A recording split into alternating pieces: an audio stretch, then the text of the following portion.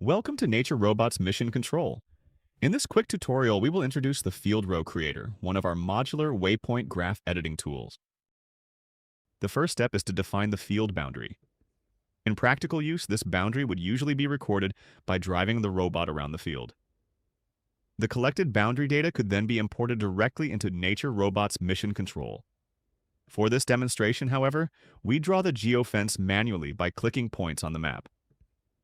The recommended workflow is still to import boundaries whenever field data is already available.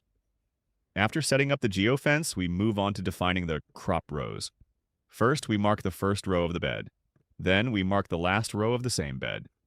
These two reference rows help the system understand the row orientation and the structure of the field bed. Next, we enter the row distance. In most agricultural settings, the row distance is already known once the rows have been created in the field.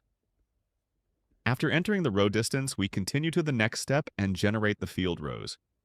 Mission Control calculates the row distance based on the first and last row. The user can then choose whether to accept this calculated value or adjust it.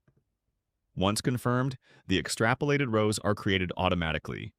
You can now see the generated rows inside the field boundary. Even after the rows have been created, the layout remains editable. The user can still move the field corners, adjust the field borders, and refine the shape of the field. Now we create a second bed within the same field environment. This is one of the main purposes of the Field Row Creator. It allows users to work with multiple beds inside one field. The workflow is similar to the previous example. We define the bed, set the direction, enter the row distance, and generate the rows. In this case, the direction of the bed is different. Instead of a horizontal orientation, this bed is arranged vertically. Again, we enter the row distance and generate the field rows. The same notification appears, allowing the user to review and confirm the calculated row distance. After the rows are generated, the user can inspect the allowed driving directions within the field. The borders can still be changed afterwards, making it possible to extend, reshape, or refine the bed even after the initial generation.